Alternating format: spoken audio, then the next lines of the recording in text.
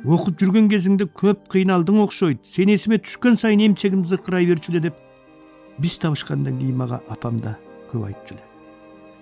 Бала кезимде мен да тентектик кылып, эч ким кечирбей коюп, кара жер тарып турганда барып көкүрөгүнө кулап, өпкө батпай солуктап ыйлаганымда жападан жалгыз энем кечирген. Кудайдан кийинки кудурет эне экендигин ошондо билип, агаң кечире албаган, эжең кечире албаган, ал тургай атаң кечире албаганды, дегеле бул дүйнөдө эч ким кечире албаганды жүрөгүм ыкчылып, жүлүнү сыстап, эмчеги зыркырап турганына карабай баласын курган эне гана кечирерин ошондо түшүнгөм.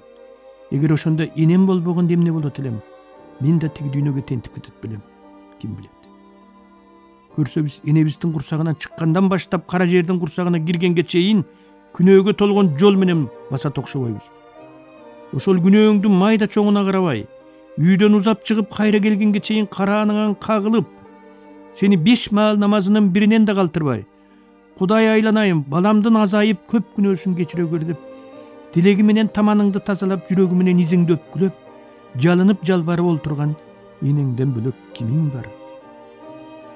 Менин да энемден кийин кечире турган киши таппай, асман айды чапчылап, жер тыткылап, көз жашымды көл кылып, агып турган сууга жыгылып, аңкып турган чөпкө кулап, чалкып турган тоо ташка урунган кезим болгон. Анда баары Кудайдыкы болчу. Азыр антип арыз муңуңду тоо ташка да айта албайсың. Азыр сууда, чөптө, тоодо, ташта акчалуулардын менчиги.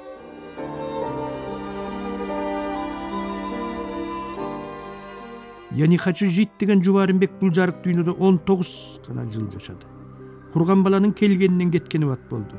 Аны кечире турган эч ким болбогондон, аны кечире турган энеси болбогондон, аны ак жеринен каралап, ак жеринен ууру туткан, ичинде адамдыгынан акмактыгы көп айбандардын чөөдөй көптүгүнөн тажаганда, көстөрү көрбөсө да жок дегенде буту көрсүн деп жолго өз каны менен «Я не хочу жить» деп жазды да, эч ким урушпаган, эч ким үйүнөн кууп чыкпаган, эч ким ууру тутпаган дүйнөгө кете берди.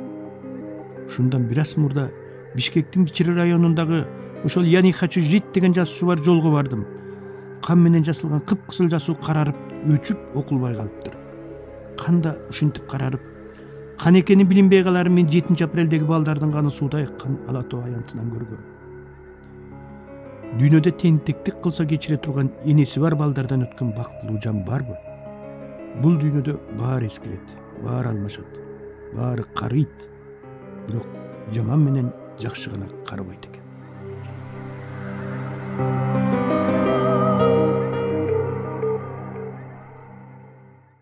Жездем. Ошондогу кыргыз айылдарынын баары эле тоо этектетип бир мезгилде салынып, бир уруу бир айыл болуп, бир уруудан тараган урук бир көчө болуп, баары бир топурактан казылып келип, бир маалда тигилген көчөттөргө окшоп, бири түз өссө, бири ийир өсүп, бири бутактап, бири шактап, уялап балапан байлап, балдары мына учабыз иштеп турганда согуш мойсоп кетип, жерден боорун эми көтөрүп кайрадан тирилген журт кайра бир өлүп, жашоосун кайра бир баштаган кези болчу. Жестем колунда малы, оосунда сөзү бар, оокаты тың, эл көстөп, журт башкаргандарынын базарын тарытып, ай баткандай кылып, кулакка тартуусун кулакка тартып, ат тусун атып жок кылган совет бийлигинен кийин чүкөдөй чачырап, көрүнбөгөнү коктуголоттун ичинде, көрүнгөнү тоо таштын боорунда жашап, анан аларды ошол там таштарынан, коргон короолорунан, кыштоолор менен жайлоолорунан жакага көчүрүп келип отурукташтырган Кыргыздын 3 айылынын бири болгон Ойтерскен кыштагындагы Өмүрзаковдардын эң улуусу болчу. Жездемдин энеси Батма Кудагый кийин өзү айткандай, биринин артынан бирин чубуртуп тууй берип, биринин артынан бири өлө берип, өлгөнүн көмө берип, акыры колунда Касым, Айтбай, Бакас аттуу 3 эркеги, Гүлүшар аттуу бир кызы калып, 4 баланын ачына айланып, тогуна толгонуп, тозоктун отунда жүрүп чоңойтуп, акыры өлбөгөн адам алтын аяктан суу ичет болуп, өмүрүнүн аягында ата мекендик улуу согуштан аман эсен кайтып келген тум баласы Касымдын колунда көктөп шактап жашап калган кемпир эле. Азыр бири бай, бири кедей болуп, кедейинин кешиги кедей, байы ушул турган турушу менен эле энесинин курсагынан түшүп келгенсип, Кудай теңирин тааныбай калган кыргыз жигиттеринин баары эле ошол кезде керегеси кердеп, ыңырчагы ырдап, ышы күбүлүп, чаңы чабылып, этеги тизесине жетпей начар турмушта жашагандардын тукум экенин унутуп салышты. Көрсө элди жамандык бириктирип, жакшылык ажыратып турат экен. Энем өлүп, жестемкине келгенден кийинки жылдарым ушул 3-1 тууган Өмүрзаковдардын мага кылган мамилелеринде, Гүлнар Кудачанын, Салкын эжем менен Бейшек жеңемдин мээриминде, бириникине барганда бири талашып сүрөт тартып бердип, кагазтары менен карандашын ала чуркап, чөмөлөнүн үстүнө чыгып алып томолонуп ойногондой үстүмө чыгып алып, чачымды тарап, өрүп, кагаздан бантик байлап томолонуп ойногон жээндеримдин күлкүсүндө ушул 3 үй бүлөнүн мен кирип барганда кабагым кашым дебей жадырап жайнап тосуп алган мээриминде калды. Бирок кайда жүрбөйүн мага баары бир энем жетпей турду. Эң жаман күндөрүм энесиз жашаган күндөр болду. Бирок ага да көндүм. Бир кездеги карегим менен тең айланган энемдин ордун эми Тукан эжем басты. Жестемдеги эле кымындай чунак кыялы жок. Коёбуздан чөп албаган, дүйнөдө жок момун киши эле. Энеси батма кудагыйым андан бетер. Жээндеримдин баары менден кичүү. Үйдүн эң улуусу да, кол тийгис кадырлуусу да баягы эле мен болдум. Жестем чарбанын жумушунда өмүрү өткөнчө кажынып иштеди. Жумуштан келгенден кийин да жөнөлтүрө албай, көрө оокат менен алек болуп, малдын чөп чарын тейлеп, алдын тазалап, жүгөндүн сөгүлүп кеткен жерин көктөп, кылаарга иши жок калса жаман тамдагы эч ким кийбеген эскөтүктөрдү жамап жаска олтура берчү. Атаңарды чай иштесеңер боло, мустап калмай болду. Чөп корукта жок болсо эски тамдан карагыла. Дагы баягы эч кимге кереги жок жаман өтүктөрүн жамап олтургандыр деп, жестемдин энеси Батма кудагый күнүгө ушинтип бир небересин жумшап коюп олтурчу. Бригадир деле 3-4 жигит эле чапкылап жестеме келчү. Касым аке бүгүн сугатка барыңыз. Касым аке бүгүн чөпкө барыңыз деп. Жестем бирине да каш кагып каяша кылбайт. Чоңдор кайда жумшаса ошол жака башмалдак атып жөнөп берет. Эсимде. Бир жолу демейде келдим баары эз алып жаткан жекшемби күндөрдүн биринде үйдүн тушуна кара түтүнүн бурулдатып, күркүрөп шаркырап келип селитра жүктөгөн 2 маз машина токтоп, арттан жаманатын чапкылап Сукан аке жетип, Касым аке айылда өзүңдөн бөлөк жан калбай калыптыр. Бул машинелер көчүгүн өсү көтөрүп төгөлбайт экен. Чоң короого барып түшүрүп келиңиз. Кайда түшүрөрдү кампанын кароолчусу өзү айтат, деп бакылдап турганы. Жестем ошол бойдон кетип, көчүгү көтөрүлбөгөн 2 маз машинаны өзү жалгыз түшүрүп, кара күйгүмдө селитра жыттанып үйгө келгени. Эмгек күнүңдү жасырып койдуңбу анан деген эжемдин суроосуна. Аны чоңдор өстүрүп билет деп тим болгонун эстейм. Кудайакы жестемдин айлык алам деп контордун, буюм тайым алам деп дүкөндүн босогусун аттаганын бир да жолу көргөн жокмун. Ал тургай чабарманын жибере берип тажаганда сапкостун парторгу Наркеев Иманказ аке өзү келип, Касым аке көп эле кежирлене бербей эртең келип сүрөткө түшүп кетиңиз дегенин укпай, сапкостун ардак тактасына илингенди каалабай, таң ата электе туруп эшегин минип алып талаага качып кеткенин билем. Атам жада калса Төркүй кайда экенин эмдигиче билбейт деп жээним Жаныбек каткырчу. Жестемчилине Төркүйгө да башпакчу эмес. Телевизордон согуш кинолорду көрүп калган кездери согуш мындай болгон эмес деп сыртка чыгып кетер эле. Кокус Сталин менен Жуковду көрсөтүп калса дым чыгарбай, көзүн албай олтуруп алып көрөр эле. Мойну башына суу куюп берип атып, далысындагы ок тийген 3 тырыктын ордун далай ирет көргөм. Бирок согуш жөнүндө, далысындагы тырыктардын тарыхы жөнүндө кеп кылганын бир да жолу уккан жокмун, сураган да жокмун. Тукан эжем эне ордуна эне болгон менен жездем өмүр өткөнчө мага үнүн жогору көтөрбөгөн бойдон өттү. Мен энем өлгөнгө чейин же 12 жашыма чейин энемдин ээлигиндеги бала болсом, эжем менен жестемкине келгенден кийин ого бетер түлкүсү түштө улууган Кудай аткырга айландым.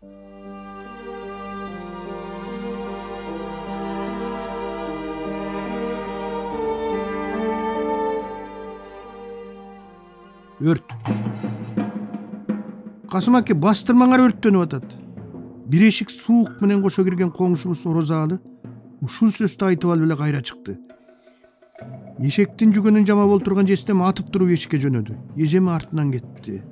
Эмне дейт катыгүн Касым, Тукан турсаңар болбойбу, кокуйгун көйнөгүм гана деп.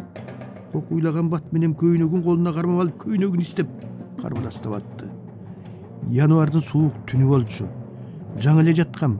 Шашып кийинип сыртка чыксам бастырманын үстү алоолоп, айры кармаган жестем өрттүн ачкан үй менен чөп корукка кетчү жолун тосуп далбастап жатыптыр. Өрттөнүп аткан бастырманын берки башы ашкан үйгө уланып, артында жестемдин сапкосунун өмүрү бүтпөгөн жумушунан колу бошой калган күндөрү түн катып жүрүп чаап алган чөбү жыйылып турчу. Кошуналар болуп чака менен чарага кар салып чуркаганыбыздан эч нерсе чыкпай койду. Сай менен үйдүн ортосу кеминде 1 чакырым алыс болгондуктан суу ташып келип өчүрүүгө такыр мүмкүн эмес эле. Бастырманын тал ташталып, ага саманылай төгүлүп жабылган үстү канча жылдан бери какчырап куурап бүткөндүктөн чатырап, күчөп күйүп жатты. Батминемдин жөн эле бирдемелер менен жаап кой десе тиле албай, Кудайдын азабын тартып касын бастырма салса да, там салгансыз устун жаткырмайын салбайт деген сөзү так ошол шыргый устундар май куйгандай күйүп, андан ыргыган от, үзүлгөн жалын жанатан бери айлабызды алты кетирип, өрттүн ичинен айдап чыгара албай азап тарттырган уйлардын жонуна түшүп, уйкум жыттана баштаганда эсиме түштү. Уйлардын даана айбандыгын ошондо көрдүм.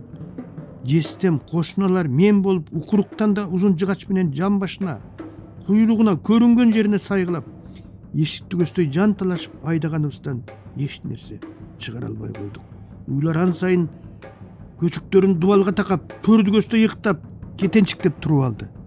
Алоолонгон өрт күчөгөндөн күчөп, бастырманын үстүнөн улам бир жери жалбырттап кулап түшүп, түтүн буруксуп, чок чачырап, кык быкшып, төрт тарабын жалын курчап, шыркырап түркүктөр күйүп жатты.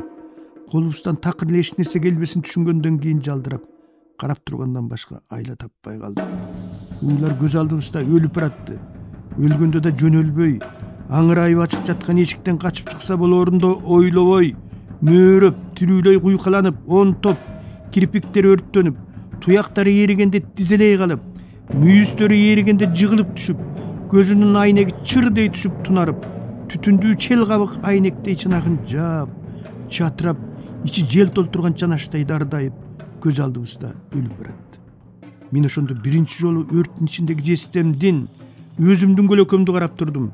Көлөкөбүз кызыл алоо жалынга оролуп, титиреген бойдон күйүп жатты. Кийин көп жылдардан кийин эмнегедир көлөкөлөр деген ыр жаздым.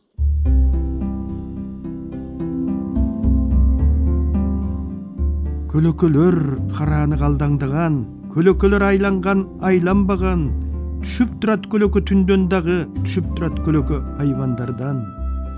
Жалгыз мектеп аястын аптабында, жалын дүрттеп жанымда капталымда, төбөм көккө жетчү эле ошол кыска көлөкөмдү тийгизип басканымда. Күн батаарда булуттар кызаруучу, күн батыштан чыгышка куш агуучу, көлөкөбүз ошондо боюн таштап, көпүрөгө жетчүлөй узаруучу. Кездер болот досторда кас санаган, кездер болот тууганда каттабаган, баары жалган, жасалма, жалгыз гана жаныңдагы көлөкөң таштабаган. Сен кичирсең кичирип кичинеден, сен өрттөнсөң өрттөнүп титиреген, көлөкөдөй жакынды таба албайсың, көргө чейин бир кеткен киши менен. Көлөкө бар көңүлдө, чөлдө, күндө, көлөкө бар мүрзөдө, дөңдө, гүлдө, көөдөнүмдү таш менен жанчып чыгам, көлөкөсүз жандарды көргөнүмдө. Көлөкөм деп күн сайын жалбарынган, түшүп турсун көлөкө балдарыңдан, адамдарды сактай көр Кудай, Кудай. Көлөкөсүз куу жондо калганынан, өзүңөрдөн өзүмдү бөлгөн кезде, кайранбашты кара жер көмгөн кезде, көлөкөмдү жайына жөн койгула, мени менен бир жассын өлгөн кезде.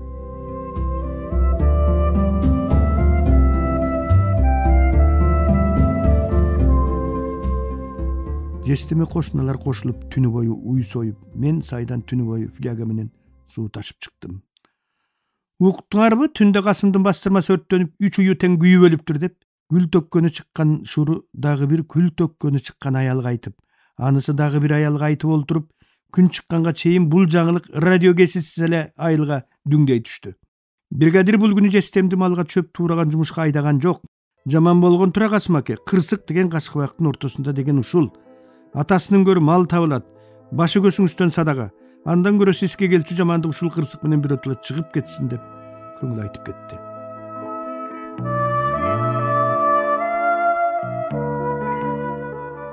Эки жаштагы Жаныбектир ушундуктай ыйлаак болгондуктан айласы кеткен тукан эжем алдына алып олтуруп оозуна эмчегин салып коюп уй саачу эле. Эми саай турган уyu да жок, Жаныбектин да жаагы басылды. Жестемдин уйларына кайгырган ушул болдубу ким билсин.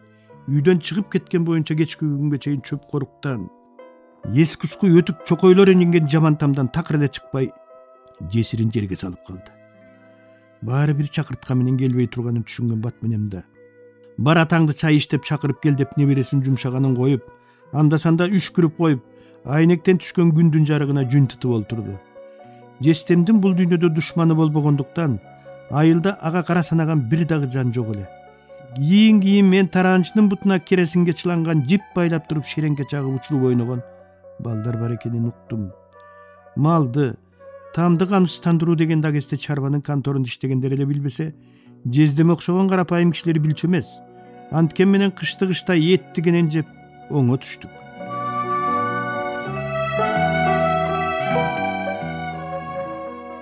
Анда энемдин тирүүгеси, сабактан тарап чыгары менен тукан эжемкине зуу коем. Тукан эжемкине эле баргым келе берет. Анткен алардын уyu бар, биздин уюбуз жок. Эжем дайыма жаңы бышкан нам менен сүттүн кам каймагын калтып келип алдыма коюп, энеме көргөзбөй бат-бат жеп алып кетип кал дейт. Эжемдин энем дегени кайненеси, жестемдин энеси Батма кудагый. Эжемдин эмне үчүн энеме көргөзбөй жеп ал дегенин түшүнбөйм. Балким бул да бир ошол кездеги келиндердин ыйманы беле, же чында беле эжем кайненесинен коркчу беле, билбейм. Мен болсо бат менемди такыр эле эне деп айта албай, өлөр өлгөнчө кудагый деп жүрүп өттүм. Айылыбызда бир да мечит болбогону менен, агесте айылдын пейили, элдин динге болгон ишеними менен мамилеси тунук, баланын ниетиндей байоо, азыркыдан алдаганча адал, алдаганча таза эле. Айыл боюнча бир эле молдобуз, бир эле мет пунктубуз бар болчу. Айыл жараат журааттарын мет пункттагы али кежеге таңдырып, жин шайтан тийгендерин Садык молдого окуттуруп, колу буту сынгандарын Абдырал атага шак-шактатып алып эле басып кетип, тиричилигин кыла берчү. Орнунда ысык анан суук деген эки гана түрү болор эле.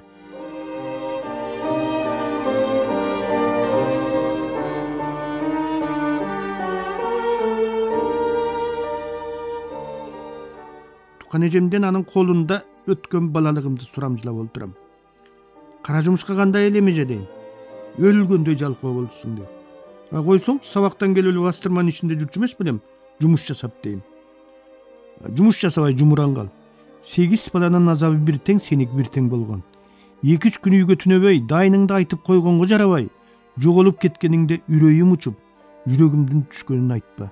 Жалгыз неме дагы эмне болуп кетти? Бирөөлөр уруп койдубу, сабап койдубу деп оюмонго, санаам санга бөлүнүп, анан темселеп айылды түрө кыдырып, сени издеп, тең туш балдарыңдын үйүнөн таппай, анан Дүрдананын далисинен Батинкеңдин турганын көргөндө эсиме келип, бурулуп алып унчукпай ыйлап үйгө кетер элем дейт эжем.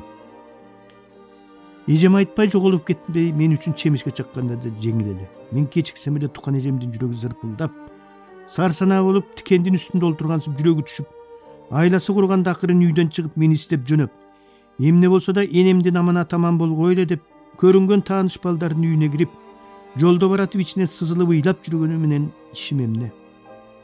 Жолумду тоскон кишим жок, төрт тарабым кыбыла, жыргал.